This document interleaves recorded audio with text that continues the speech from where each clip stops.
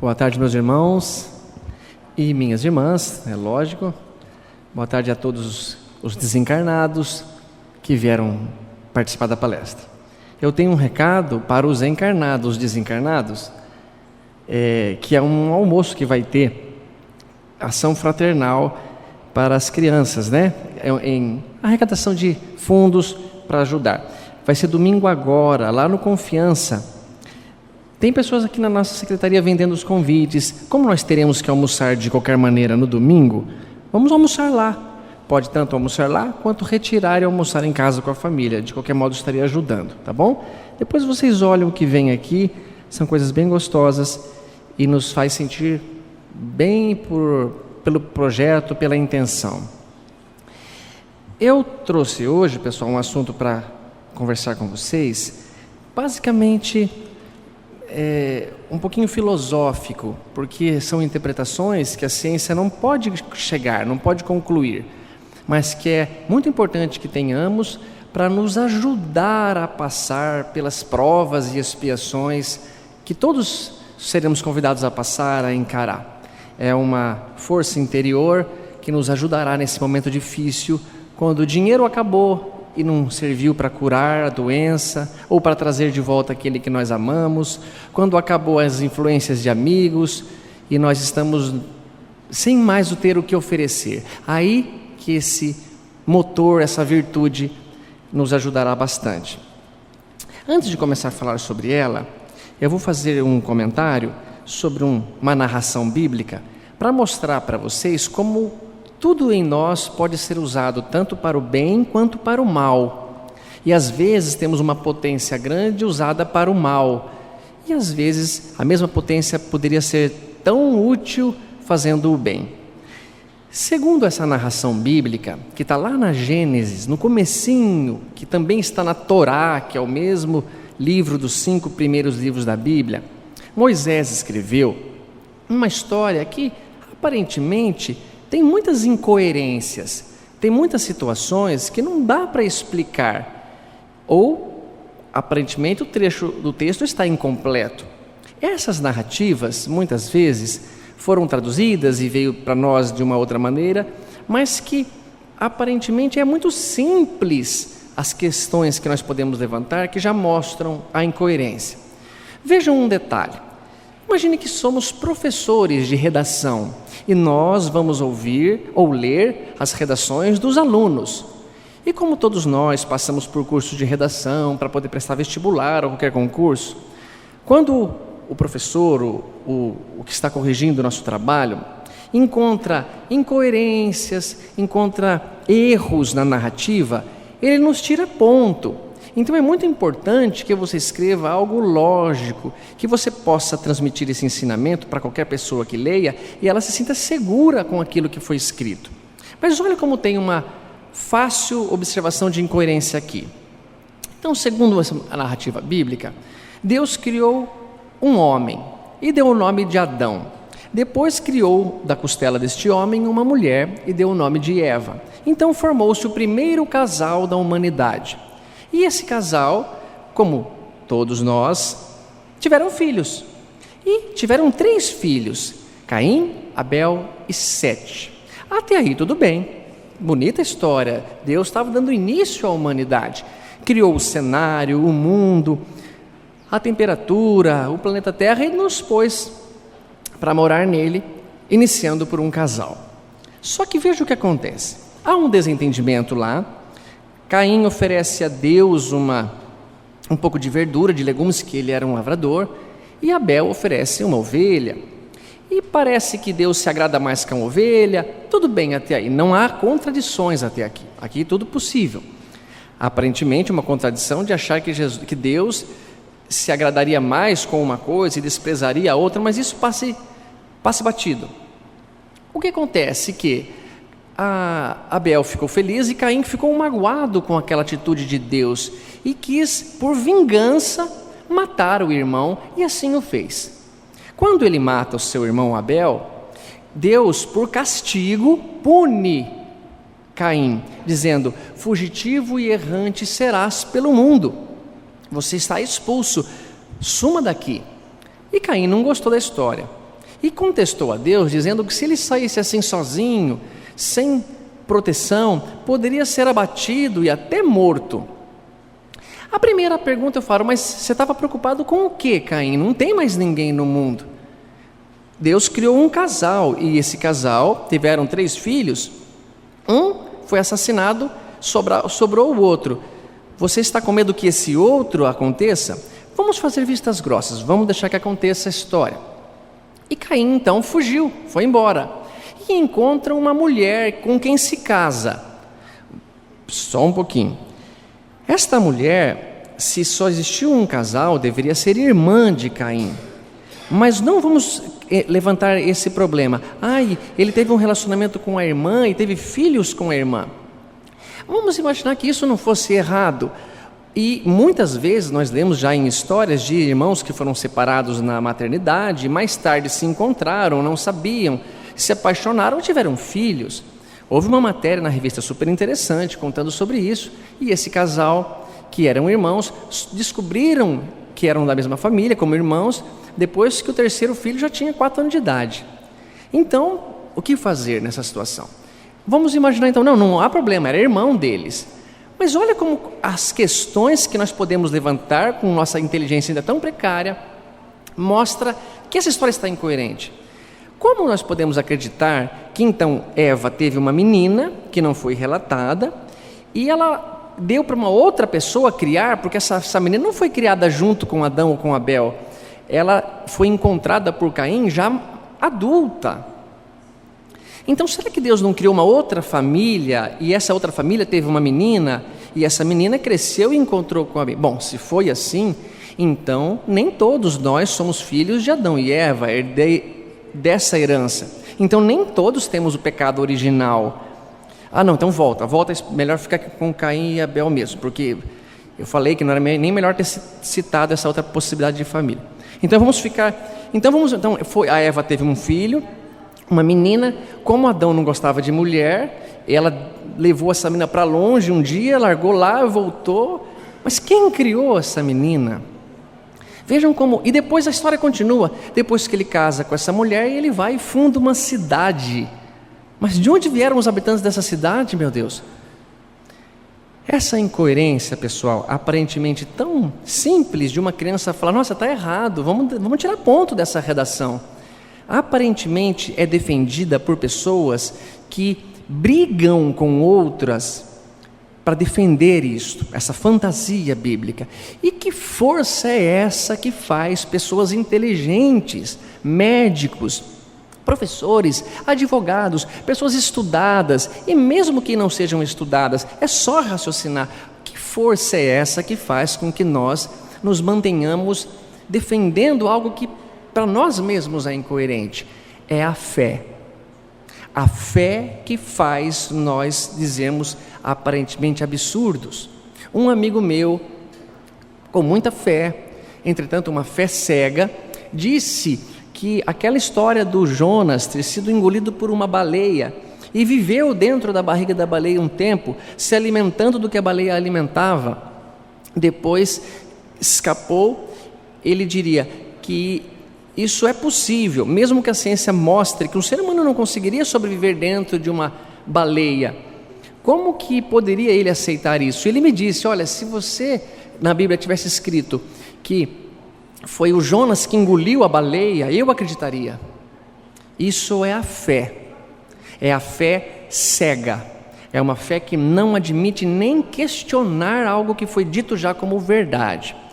E a fé, pessoal, pode nos atrapalhar muito se nós não tivermos uma fé raciocinada, como pede Allan Kardec, como ensina Allan Kardec. Porque se nós pensarmos no amor, Chico uma vez falou, o ódio é o amor que se adoeceu gravemente.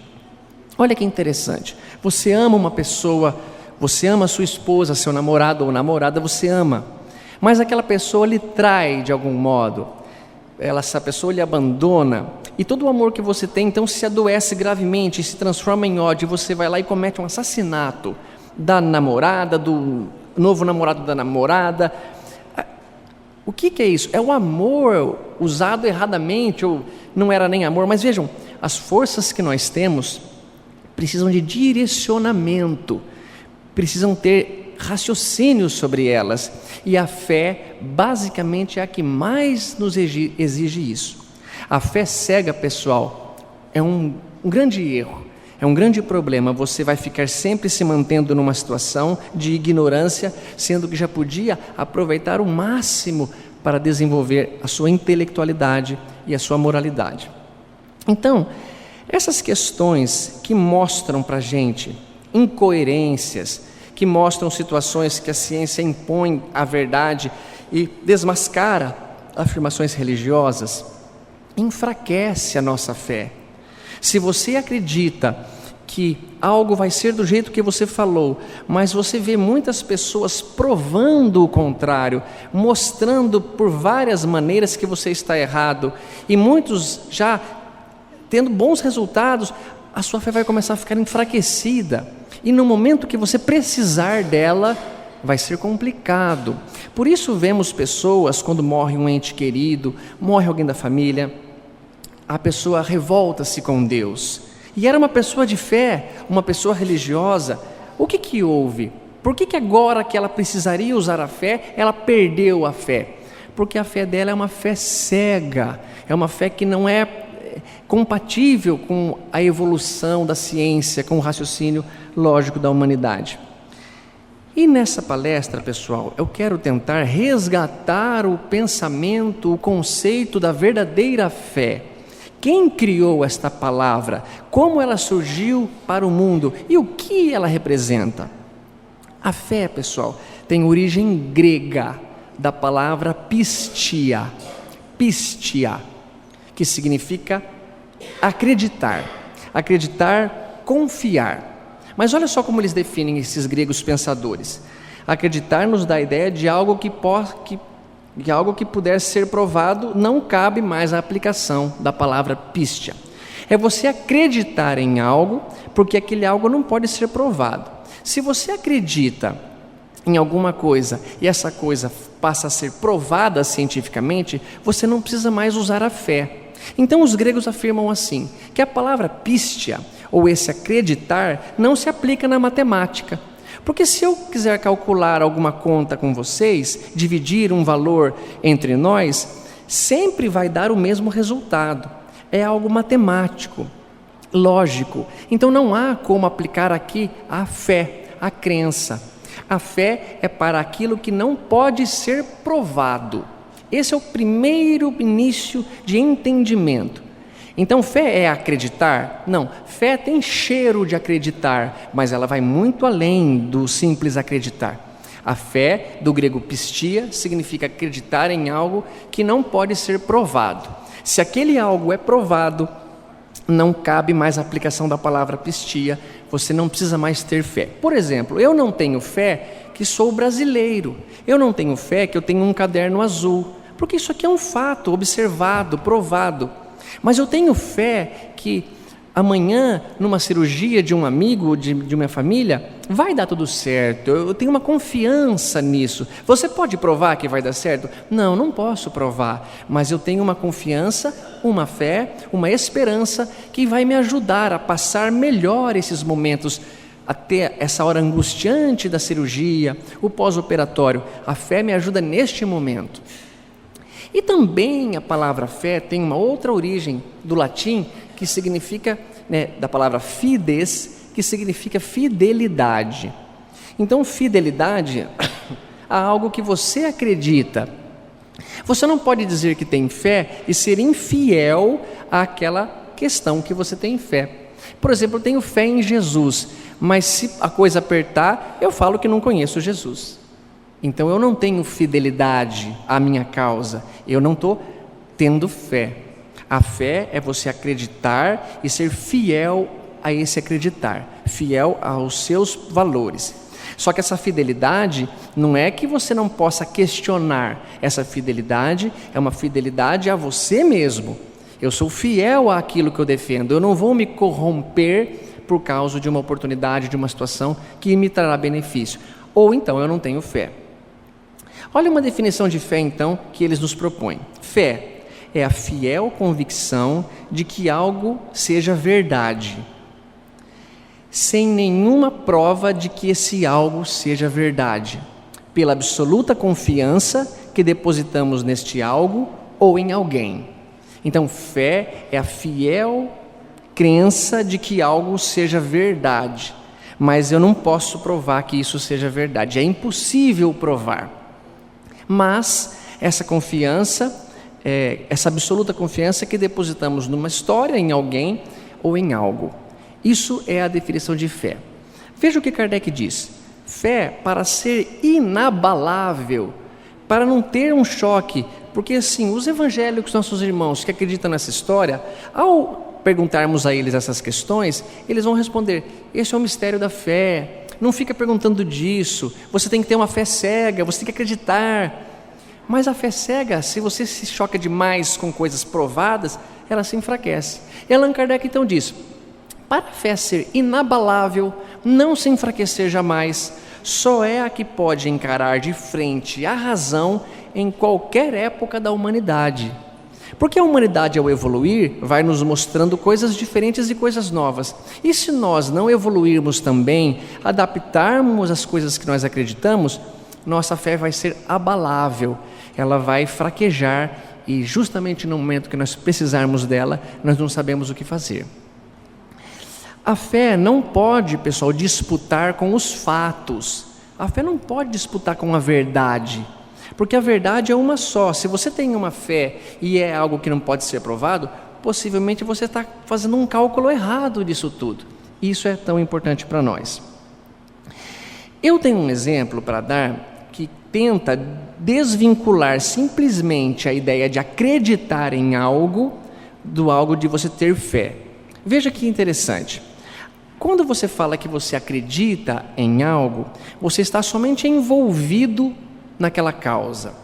Quando você diz que você tem fé, você diz que você está comprometido com aquela causa. E ambos vêm do princípio crer, acreditar em algo.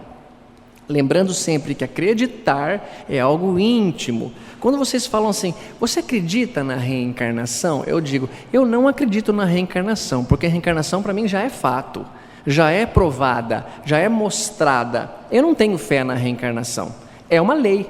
Eu não tenho fé na gravidade, pois é uma lei. Mas eu tenho fé que juntos conseguiremos construir um mundo melhor, porque eu não posso provar que conseguirei, mas eu tenho uma esperança, uma fé corajosa, uma dúvida corajosa.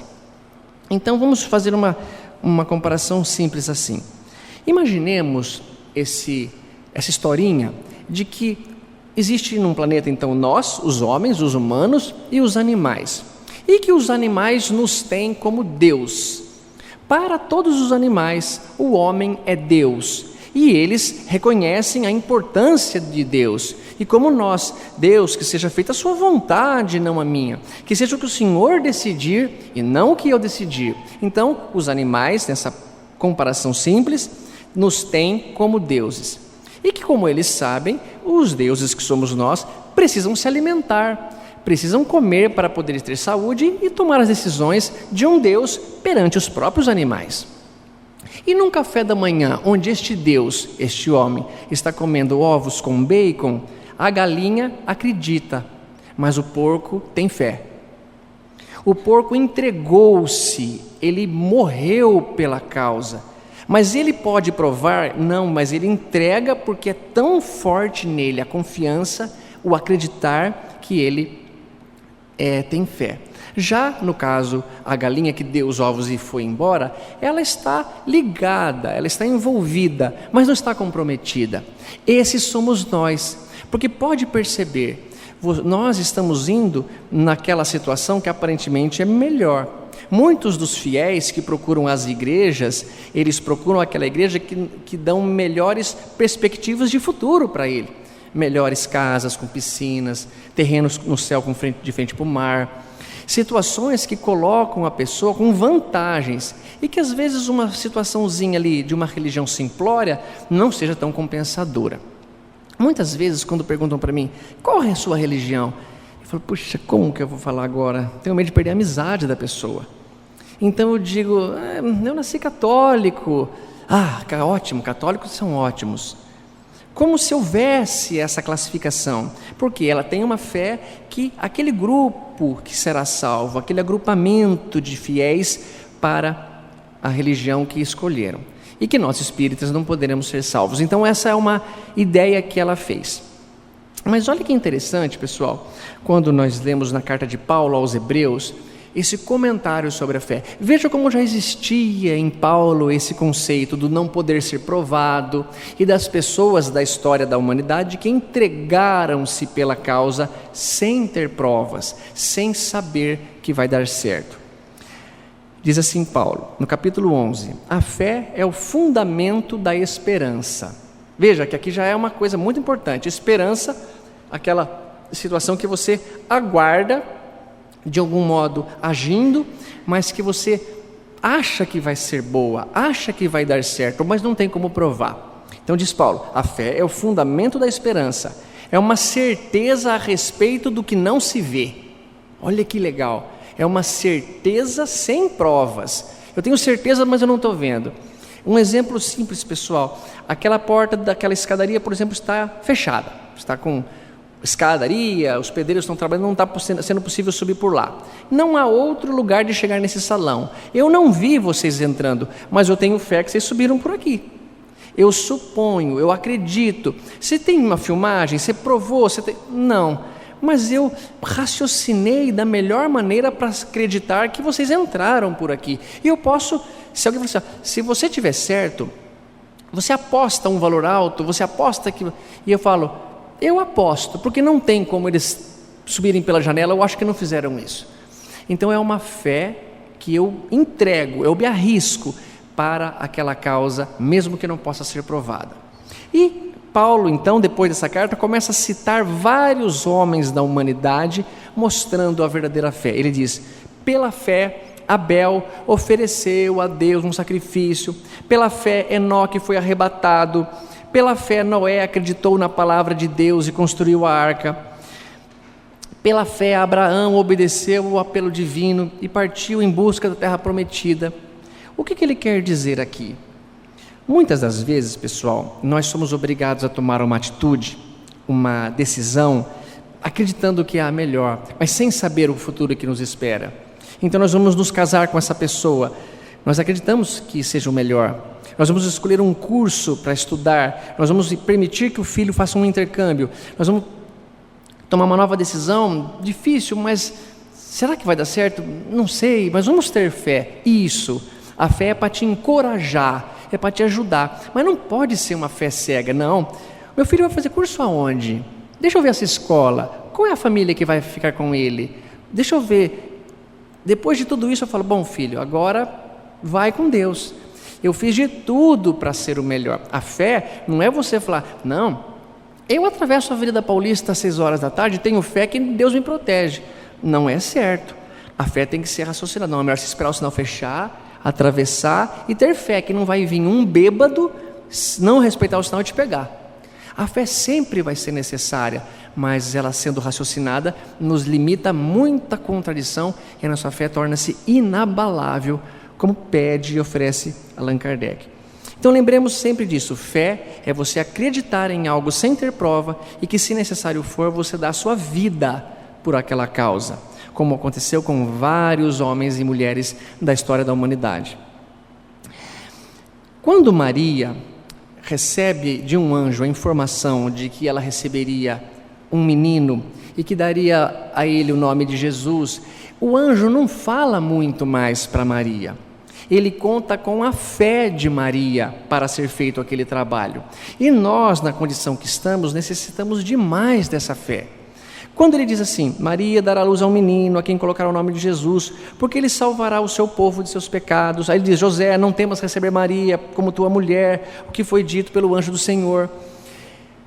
Ele dá um anúncio, Maria, você vai receber, você aceita? Ele propõe uma situação, ele não explica muito. Tem uma história do Chico Xavier muito interessante, que quando ele conhece o Emmanuel propõe para ele, você quer entender o que está acontecendo com você? Você quer saber quem são essas vozes que você fica escutando? Ele, sim, é o que eu mais quero. Aí ele comenta assim, você aceita escrever 30 livros? Nós temos que começar um trabalho. Ele, 30 livros, aí ele fala, nossa, mas o papel está caro, papai não tem como comprar, e 30 livros, nossa, você aceita escrever 30 livros? Sim, eu aceito. É uma demonstração de fé. Ele não sabe o assunto, não sabe o que vai acontecer, não sabe, mas ele se entrega por aquela causa que para ele é importante. Isso acontece conosco sempre. A fé é que muitas vezes precisa ser a nossa entrega, e por falta de fé nós não fazemos e atrasamos um processo, algo que precisa ser importante para a nossa edificação. Quando Jesus foi chamar no lago de Cafarnaum, Simão, Pedro e André, irmãos, pescadores do lago, para serem seus discípulos, ele chega no lago de Cafarnaum, vê Simão e André, e Simão Pedro, o Pedro, que chamava Simão, e ele diz assim, Simão, André, querem ser meus discípulos? Aí eles dois vão lá, olham para Jesus, isso está no capítulo 3 do livro Boa Nova, de Humberto de Campos, psicografado por Chico Xavier. Querem ser meus discípulos? E ele não explica muito, ele não fala assim, eu sou um enviado de Deus, eu sou um Cristo, passei pela terra, num processo de evolução da humanidade, eu vou ser crucificado, vai acontecer assim, vocês vão comprovar, quer que eu faça um milagre para vocês verem, vou transformar pão aqui, agora vou transformar em vinho. Não, ele não faz nada disso. Ele precisava de discípulos com fé, com entrega, e mesmo assim, os discípulos demonstraram que não tinham fé. Então, essa necessidade em nós é muito importante para que nós consigamos ganhar a confiança de Deus. Ganhar a confiança de Deus em que sentido? Provando para nós mesmos.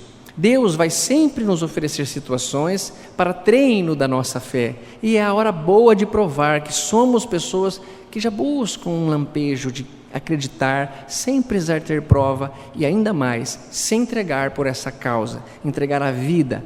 Quando o mesmo Abraão recebe um comunicado de um anjo, no caso falando com ele achando ser Deus, ele diz, Abraão, vamos fazer um sacrifício, pega teu filho, amarra, acende a fogueira. Ou o próprio Isaac, filho de Abraão, falou assim, pai, vou fazer um sacrifício, cadê a ovelha, pai? Cadê o que nós vamos sacrificar? E era ele próprio. Abraão, então, aparentemente nessa entrega de fé, amarrou, fez tudo, e agora, Senhor, o que eu faço com a faca? Pode desamarrar, Abraão, pode desamarrar teu menino, eu estava contando com tua fé, eu precisei que você me provasse isso, para você mesmo ver o seu valor e acreditar. Muitas vezes, pessoal, estamos passando por essa situação, o filho adoentado, ou a gente numa situação difícil, e só está faltando a gente falar que eu me entrego, Pai, nas tuas mãos, para eu passar a aprender logo o que está acontecendo. Isso é muito importante para nós conseguirmos ser pessoas melhores. E o mais interessante, que quando lendo esse capítulo da Boa Nova de Humberto de Campos, eu fiquei tão triste, emocionado, quando li uma frase que diz assim, o coração de Maria, no momento do Calvário e da crucificação, estava triturado de dor, por ver Jesus naquela situação. O que quer dizer? Se ela soubesse antes disso, era capaz dela não aceitar. Eu perguntaria, alguém de nós aceitaria encarnar num lugar que depois é um planeta primitivo e que receberíamos então a luz, daríamos a luz a uma pessoa que vai passar por todas as espécies de tormenta? Talvez a gente recuasse. Por isso a fé nos preserva. Você tendo fé, encurta, não precisa saber o que vai acontecer, e você entregue-se aos desígnios do Pai, porque você vai se dar bem. Esse é o princípio da fé. Nós já temos uma fé natural, diz Allan Kardec. Olha como ele é sábio. Todos nós vamos num restaurante, pedimos um prato, o prato chega, e você não quer saber se o cozinheiro é uma pessoa de cabeça boa, se ele envenenou aquela comida, se ele usou de higiene. Não, a gente come, paga e vai embora. Há uma fé natural embutida nisso. Nós vamos viajar de avião, nós entramos, ninguém pede para ver se o motor do avião foi revisado, se está tudo certinho em dia, se o piloto e o copiloto não são maníacos, loucos. Não, a gente se entrega. Essa fé precisa ter, senão a gente não faz nada. A gente não consegue acreditar que a vida é necessariamente demonstrações de fé. Então, quando entendemos filosoficamente esse conceito, nos ajuda muito que é preciso sempre estar informando-se, instruindo-se, para que a nossa fé não se enfraqueça e ela sempre estará de acordo com a época da humanidade que mostra as verdades. Então, quando você diz assim, há demonstrações de Jesus que ele aceitava essa fé raciocinada, essa fé que você estabelece uma comparação na sua cabeça para que seja aplicada no dia atual. E há uma passagem bíblica chamada Jesus e o Centurião, que há muito amor envolvido e muita fé envolvida. E só relembrando, pessoal, comentando essa história da entrega pela fé ou do simples acreditar numa situação, estar envolvido ou estar comprometido. Quando Jesus foi capturado, todos os discípulos fugiram.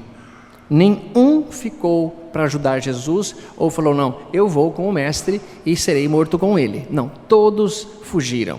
Só ficou ao pé da cruz Maria, mãe de Jesus, Maria Madalena e o apóstolo João, que era um menininho, era um caçula da turma, e que há muitos historiadores que afirmam que João ficou ali porque ele era muito pequeno e possivelmente pegassem leve com ele, mas se tivesse os outros, era capaz de serem mortos também. Tanto que quando uma mulher reconhece Simão Pedro e diz, ele estava com eu vi esse homem, ele andava com o Galileu, e Pedro nega, não sou eu, não conheço.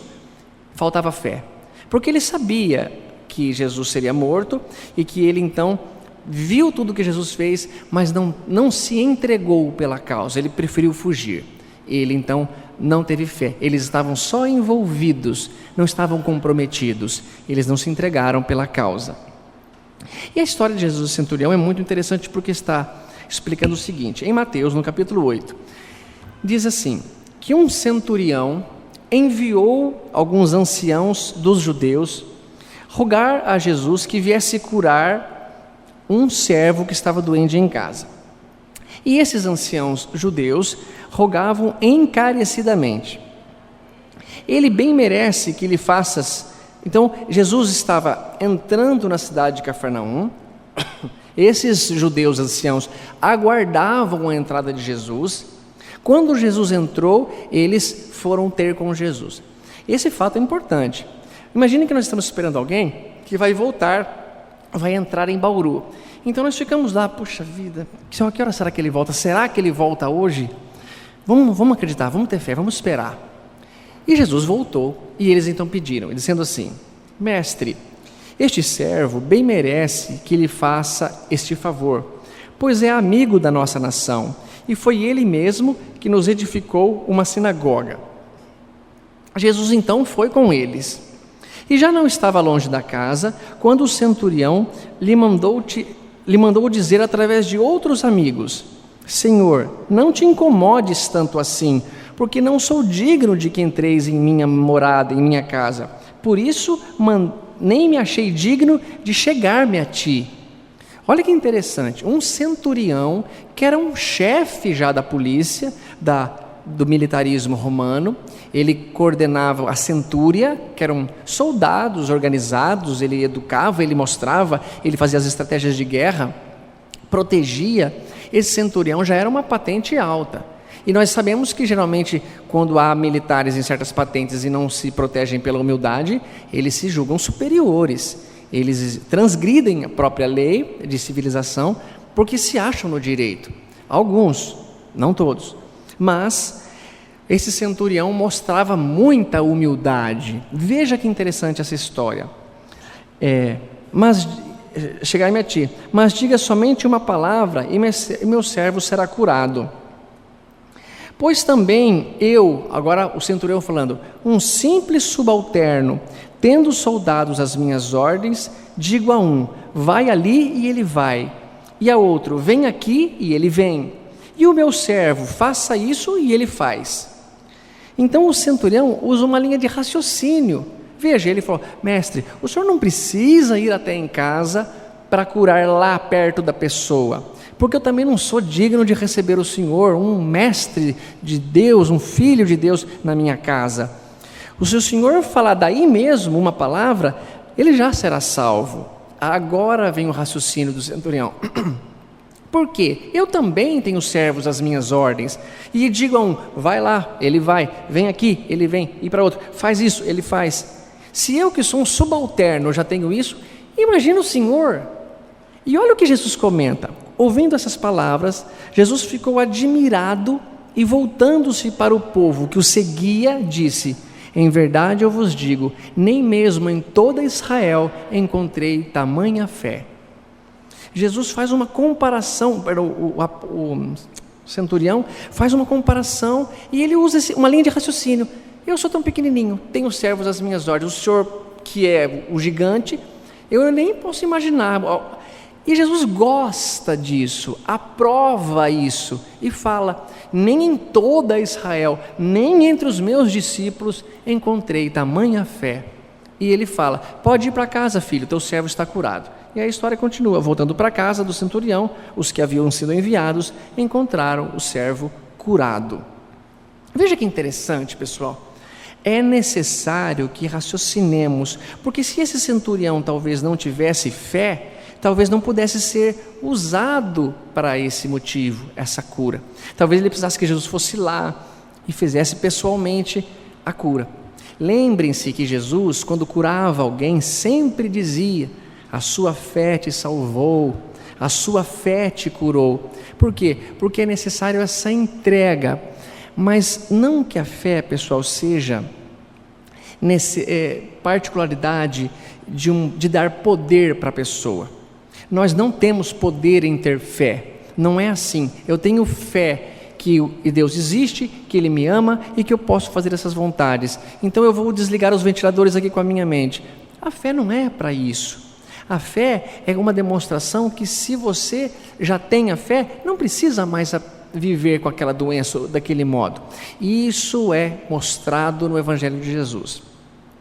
E olha só, pessoal, há uma linha de raciocínio que mostra que, enquanto somos espíritos pequenininhos, de crianças ainda muito assustadas, nós precisamos da fé para ela nos ajudar das dificuldades, nas dores, nos medos, nas ansiedades que temos.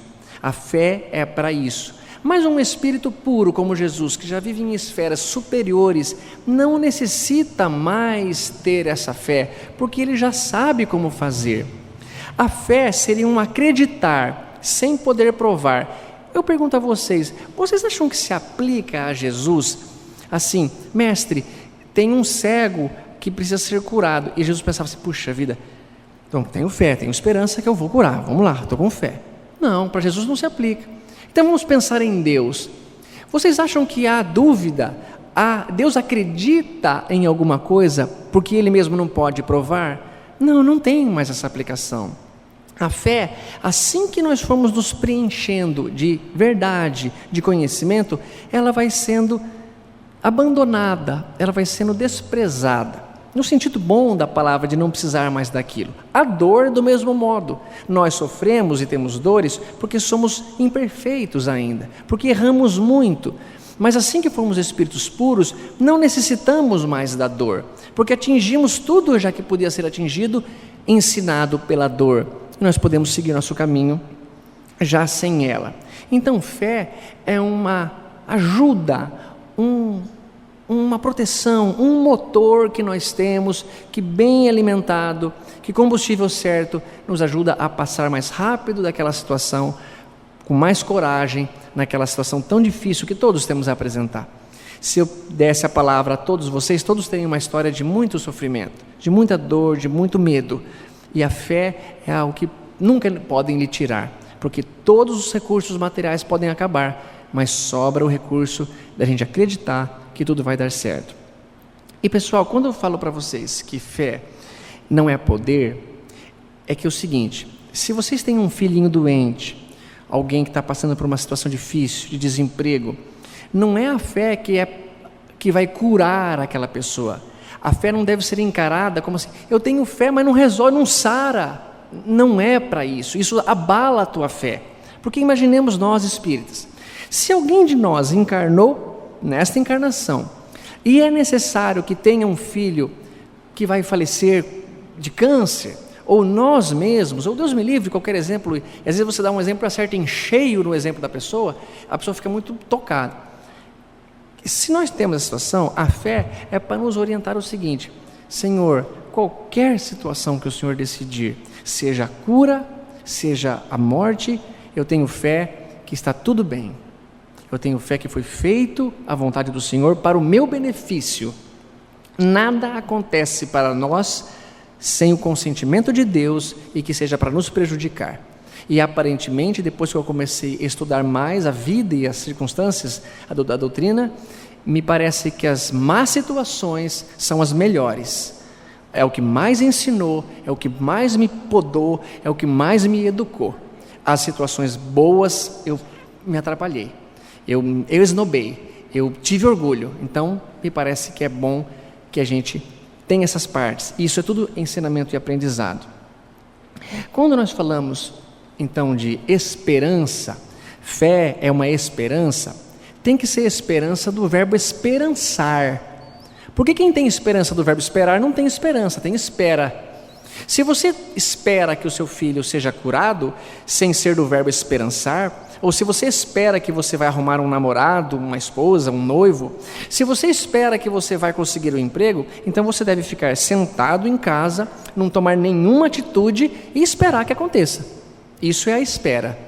Se você tem esperança, do verbo esperançar, que vai acontecer, o que é esperançar? Esperar é ir atrás da causa, é buscar o que você quer, é não desistir. Esperançar é o contrário de espera, é você fazer de tudo o que você pode para que aconteça o que você quer.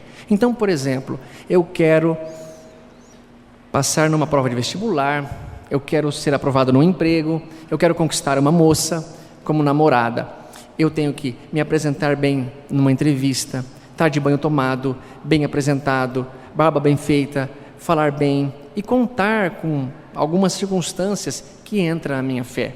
Mas eu não posso ficar esperando que caia, isso não é ter fé. A fé vem de esperança, do verbo esperançar, e muitos nem sabiam que existia a palavra esperançar. Eu esperanço, tu esperanças e ele esperança. É isso mesmo, ou seja, eu estou fazendo tudo o que eu posso para aquela causa. É como se o nosso papai foi operado e o médico disse: você tem que tomar o remédio nessa hora, você tem que fazer o curativo desse jeito, e você precisa por tantos dias não tomar sol, vamos supor. E eu fico com esperança de que ele vai se curar, eu faço certinho, eu me movimento. E ter fé não é falar, tenho fé e Deus vai curar, vou ficar... Não, isso é antítese de fé. Fé é entregar-se pela causa sem ter prova. E há um trecho da Revista Espírita, pessoal, que eu vou comentar com vocês. Isso é a Revista Espírita, é uma compilação de um ano. Esse é 1861.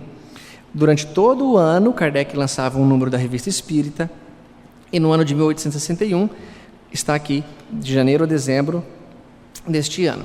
E eu tenho um trecho que é de 1861, o mês de março, e Kardec diz assim, olha que sublime: Deus fez descerem à terra a fé e a caridade, para auxiliar os homens a sacudir a dupla tirania do pecado e da arbitrariedade.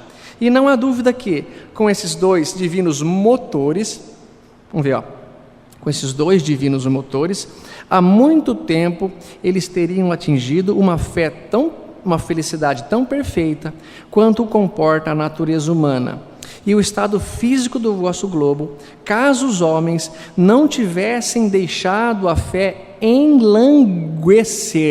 Eu fui procurar no dicionário, significa caso os homens não tivessem deixado a fé enfraquecer, debilitar-se, os corações secarem. Por um momento mesmo acreditaram poder dispensá-la e salvar-se apenas pela caridade. É aquela frase: fora da caridade não há salvação. Então você acha que só a caridade basta? Não, não basta. É necessário ter fé, é necessário demonstrar a sua fé.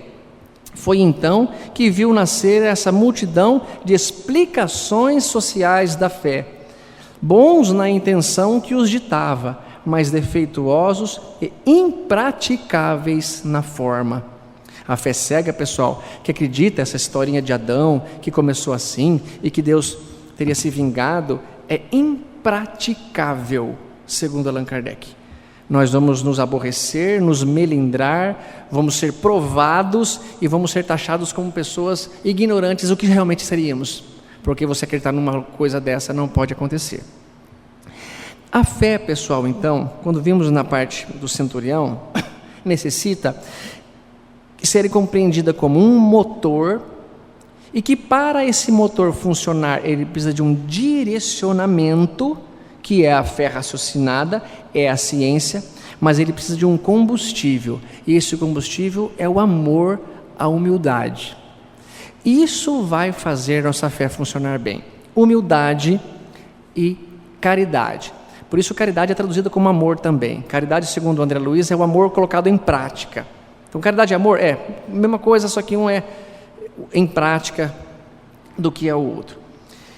E eu gosto bastante de associar, até para estimular a todos ouvirem, lerem e assistirem o que a gente faz. Há um filme do Indiana Jones muito bacana. O Marcelo, um amigo meu do Coen, gosta muito de filme, deve ter visto e pode me ajudar até nesse raciocínio. Olha que interessante. Quando chega naquele finalzinho do filme, que todo o tempo homens gananciosos, homens de bem, buscavam o santo grau, queriam encontrar o cálice sagrado de Jesus para terem poderes, a fé não é para dar poder. A fé tem quem não quer usar a fé para o benefício próprio. A fé não é uma força, uma energia dispensada por Deus que te dará poderes de fazer o que você quiser. Eu não sei se eu concluí aquele pensamento, mas vamos supor que um filho precise passar por uma situação difícil. É necessário que aconteça isso. Você, com sua fé, por mais alta que seja, não vai mudar os desígnios de Deus. Então, quando Jesus falava, a tua fé te salvou, não significa, puxa, aquele que tem fé tem um poder que cura. Não, a fé é para ajudar você a passar por qualquer situação com coragem, com moral, com bondade, sem perder a cabeça pela causa. Então é isso que vai mostrar nesse filme. Então, nessa parte, muitos dos personagens buscavam o santo grau para ter poder, para ter orgulho, para ter domínio sobre os homens, e alguns procuravam pelo conhecimento, pelo amor a Deus e por tudo mais. Chega um momento então, antes de encerrar o filme, que um desses maus, um desses interesseiros, apontando a arma para o Indiana Jones, Harrison Ford, diz que então ele fosse na frente, passando pelas provas, que ele chama os 3 desafios do homem para atingir o santo grau. E são 3 obstáculos para nós vencermos, para atingir a felicidade, o amor de Deus, a revelação dos segredos que nós não temos acesso. Então ele diz assim, o Indiana Jones, mesmo com a arma apontada, você pode me matar, porque eu não vou pegar o grau, o santo grau, e dar o poder nas mãos de orgulhosos, de interesseiros, de maus como você. E o rapaz, apontando a arma para ele, diz assim, pois eu sabia disso desde o início, e por isso fiz questão que o seu pai estivesse aqui. Aí desvia o revólver para o pai e atira no pai. Só que atira na barriga que ele demoraria ainda algum tempo com vida. Vejam que situação que o filho, que no caso era o Indiana Jones, se coloca nessa situação. Puxa, meu pai está à beira de morrer. Eu posso salvá-lo? Você acha que você consegue atravessar os obstáculos, pegar o grau e salvá-lo? Você se arrisca. Senão você não faz. Então eu vou buscar. Olha o amor já envolvido. Amor à causa. Se você não ama o teu filho que está doente, se você não ama o vizinho que está doente, a fé nem entra em cogitação. Mas se você ama, pronto, você já deu combustível para o motor. Você já ligou o motor. Ele está, para onde que a gente vai? Nós vamos passar por 3 obstáculos. E então, esse personagem vai passando. Quando ele chega no primeiro obstáculo, que era a humildade, há uma frase que ele repete assim, só o homem penitente passará. Só o homem penitente passará. Aí ele diz assim, o homem penitente passará. O homem penitente é humilde. E o homem humilde se ajoelha diante de Deus. E quando ele se curva, uma lâmina que cortaria a cabeça dele passa nesse momento. E ele, por humildade, por curvar-se a causa a Deus, ele salta e passa o primeiro obstáculo. Humildade. Sem humildade não dá. Por que não dá? A gente costuma dizer que humildade é ser pobre. Tem um rapaz humilde aí na porta pedindo dinheiro. Nossa, eu fui numa casa tão humilde. Nossa, aquela família é tão humilde. E nós entendemos, são pobres, né? Não tem dinheiro. Podem ser humildes e pobres ao mesmo tempo. Podem ser pobres e nada humildes. E pode um rico ser rico e muito humilde, e pode ser um rico ser rico e extremamente não humilde, ou orgulhoso, que seria o contrário de humildade. A humildade é uma terra fértil.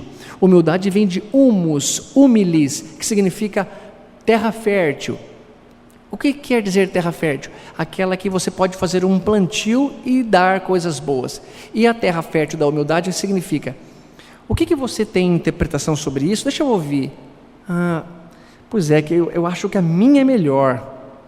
Agora, se eu ouvir alguma coisa que é superior à doutrina, com a minha humildade eu falo, meu Deus, isso é superior. Explica melhor o que a doutrina não está conseguindo explicar. Se ao meu ver for assim, eu tenho a humildade de dizer, pessoal, eu me despeço de vocês, eu vou seguir meu caminho, eu encontrei uma outra coisa, se vocês quiserem ouvir também é tal lugar. A humildade nos faz isso. Por isso a humildade que eu tenho de aprender o que a ciência está falando, de entender outras opiniões e a minha fé seguir inabalável. Mas passado então o primeiro obstáculo, chega o segundo. O nome de Deus, que significa o estudo, a instrução, o conhecimento para poder seguir adiante. E é onde ele tem que andar num tabuleiro de letras. E veja que sacada inteligente de Spielberg. Quando ele fala o nome de Deus, Jeová, eu vou então pisar na letra J. Só que quando ele pisa na J, quase que ele cai num abismo. Por quê? Porque se escreve com I, Iová. Então, a falta de conhecimento o derrubaria. Se ele não tivesse conhecimento de entender do hebraico, que é assim, esse é só um exemplo do filme, nós não conseguiríamos. Se nós tivermos toda a fé do mundo, mas somos pessoas extremamente ignorantes, que não estudou nada, uma fé completamente atacável, nós não conseguimos passar dessa fase. Então ele, saltando nas letras corretas, representando a sua instrução, passa o segundo obstáculo e se depara com o maior e mais difícil obstáculo para ser transposto, que é o salto de fé. Quando ele passa esse tabuleiro de letras, ele chega na beirada de um abismo. Ele sai por uma pedra e vê que era impossível saltar do outro lado. Não havia como ele vir correndo e pular, mesmo que tivesse espaço, ele não teria condição, era longe demais a borda. E na verdade não tinha espaço, é como se eu tivesse que saltar do mesmo lugar sem dar impulso. E essa frase... que o pai, ao longo da vida, que estava lá baleado, aguardando a chegada do Santo Grau, escreveu: é preciso acreditar, filho, é preciso entregar-se.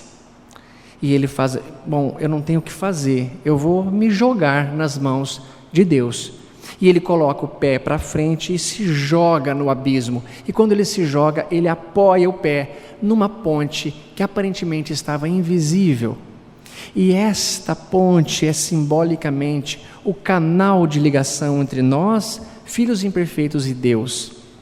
A nossa fé é o que me sintoniza, me conecta com Deus e que eu posso usar a força de Deus num momento difícil da minha vida. Ter fé não é ter esperança que Deus vai fazer as minhas vontades, mas me dá coragem, segurança, paciência, resignação para aceitar os desígnios que Deus tem para mim, que Ele me ama e sabe o que é melhor. E a fé me fala sempre pensar, Deus quis assim, porque me ama e sabe o que é melhor. Se eu não tivesse fé, aí o que vocês preferem? Tem veneno, tem revólver, qual será que é melhor? Porque aí acabou mesmo, você não tem mais nada a oferecer e não acredita que possa algo estar por trás, então aniquile-se, e aí você vai ver o que vai acontecer. Eu não tenho não, pessoal, mesmo que eu tivesse não ia dar para vocês não. Isso, pessoal, faz com que nós, que estamos estagiando em zonas inferiores ainda, que tanto erramos no passado, que hoje vem as cobranças no bater as portas, nós precisamos deste motor, desta fé, que torna-se inabalável se nós somos pessoas que busquem a verdade, que buscam entender melhor a vida e entender que não estamos sendo abandonados, desprivilegiados, caso estejamos enfrentando uma doença, um desemprego ou uma dificuldade. Eu vou deixar no finalzinho só um trechinho de algo que o Chico escreveu através de um poeta que pede isso para a gente. Ele diz assim: uma excelsa voz ressoa, no universo inteiro ecoa, para a frente caminhai.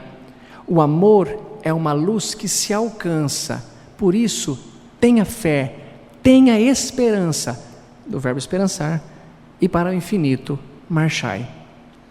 Nós estamos a caminho de Deus, todos nós. Nós vamos passar por dificuldades incríveis, dores inimagináveis, que o dinheiro não consegue controlar, que não pode comprar, por situações sociais que não adianta mais influências, nós não temos mais amigos nenhum, mas nos sobra uma força, um motor que, se acionado, nos tira daquela situação ou nos ausenta de tanta dor. Essa palestra não teria sentido nenhum ser dado num mundo mais elevado, porque eles não precisam mais ter dúvidas, eles já têm todo o conhecimento e que nós ainda não adquirimos. Mas para nós, criaturas pequeninas e sofredoras, é tão bem aplicável, tão bem útil nesse momento. Que se todos vocês que passam por dores, pessoal, como eu também passo, não sabem mais o que fazer, entendam mais a fé, entendam que é uma força que alivia qualquer sofrimento, porque Deus sabe o que é melhor para seus filhos. Espero ter ajudado, encorajado e aumentado um grãozinho de fé, menor que uma mostarda, mas que já ajuda bastante. Fiquem com Deus a todos, que Jesus nos abençoe. Acabamos de apresentar reprise das reuniões públicas do SEAC, Centro Espírita Amor e Caridade.